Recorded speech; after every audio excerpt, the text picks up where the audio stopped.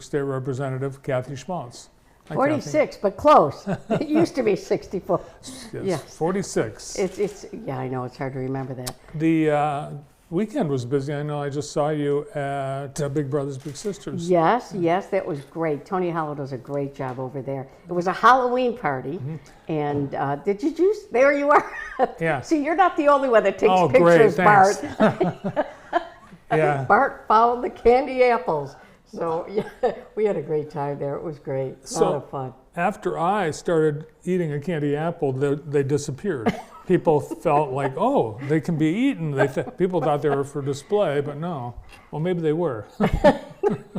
Well, it tasted good, I think. They were. So, yeah, it was great. I mean, Big Brothers Big Sisters, they still have 50 kids on the waiting list. They always have kids waiting for Big Brothers and Big Sisters, so it's so important to make sure that we get those kids taken care of. I always said if we had a great mentor for every child, we could save everyone.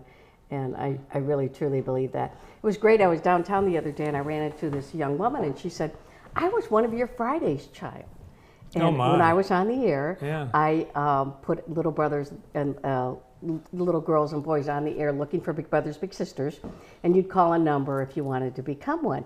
Well, she was one of the Fridays child that I put on the air, and she introduced me to her child, and it was so great, and she's doing wonderful. So, you know, organizations like Big Brothers and Big Sisters do so much for so many kids, and we need to support them any way we can. Did that make you feel old?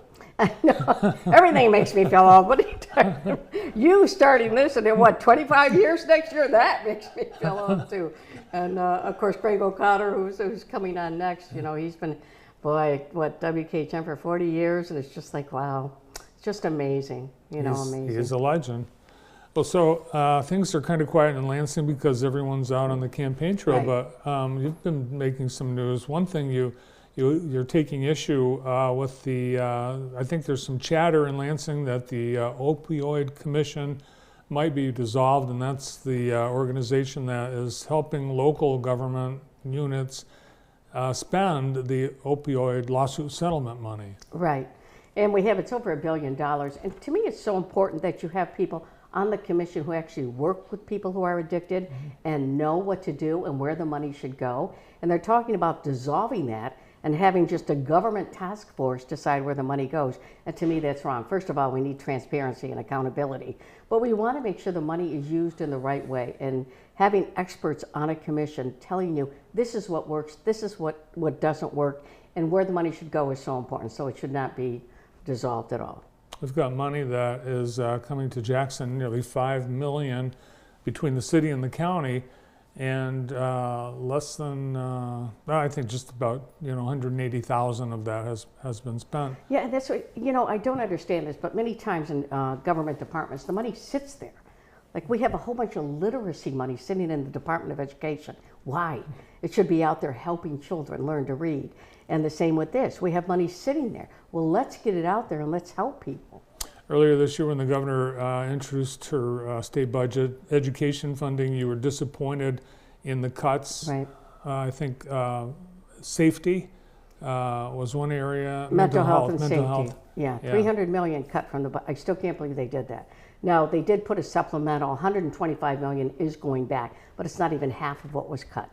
And this is terrible for our school superintendents and our children. Why would you ever cut that much money and put money in for incentives for EV bikes or something like that? I don't understand the priorities sometimes. They just don't seem right. So is there something underway now to restore that 300? Well, we did restore 125 million, but we did, me and some of my colleagues introduced an education package to really change things in education. As you know, we're like 43rd in reading for fourth graders in our state. And, with COVID, our kids are still way behind. So we have an education package to help restore the rest of that money, and also to make sure some of the teaching methods, we give our teachers the tools they need to help them teach our kids, because teachers, they need that too. They need help. And we have a bunch of different programs we're looking at, just teaching methods that are scientifically proven. And also it includes, which I love very much, how to teach dyslexic kids and different kids who need extra help. That's so important. Dyslexia is 15 to 20% of the population, and it's hereditary, and we know how to fix it. So making sure that we have teachers trained in that area is really good. And I have teachers come up to me all the time and ask me, can you help this child with dyslexia? And yes, we can, but we just need to do it. So there's a bunch of different programs in this education package, and also taking away some of the fees for our teachers so they don't have to keep paying every time they have to renew their license. Also announced last week some funding for Jackson, arts funding and water lead replacement. Right, we have 2.7 million that came from the Drinking Water State Revolving Fund to help with our water main replacement and lead line replacement, which is really good. I mean, we needed that. And also the local arts, and I brought this so I didn't forget it, Friends of Grass Lake got some money, Jackson District Library, 27,000, Jackson Symphony Orchestra, 29, Lost Railway Museum, 7, Ballet Chelsea, City of Chelsea, Purple Rose, all about $22,000. So that's good. We always want to support our arts. That's really important. And Jeff's new play is supposed to be really great. It's not Escanaba in the Moonlight, you mentioned up north, but it's still about up north, and he does such a great job. He's a great writer, and the plays are wonderful, so if you get a chance, get out there and see that. Yeah, I'm anxious to see it myself. Yeah. All right, well, I know you're with me, being a huge Detroit sports fan, the highs and the lows this weekend, but you know what, the Tigers making it the way they did, I mean, who would have thought that they would have made it as far as they did? I mean, that's just incredible. I expect them to be even better next year. But when they lost in Detroit, I thought that was going to be an issue going back to Cleveland. But more power to them. They did such a wonderful job and made it so exciting for us. And of course, the Lions. Who would have thought?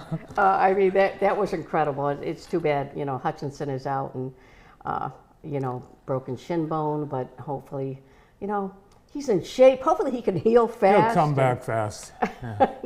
But yeah, what a great game. Boy, the Lions were incredible, weren't they? It was Goff amazing. he's just been on. Yeah, unbelievable. It's wonderful. All right, well, thanks for coming in. Well, good to see you as always. Good to see you too. 64, I did it 46. again. 46. I know. It's because they changed it. I know. 46, I'm reading it backwards. 46th District State Representative Kathy Schmaltz. Well, next up,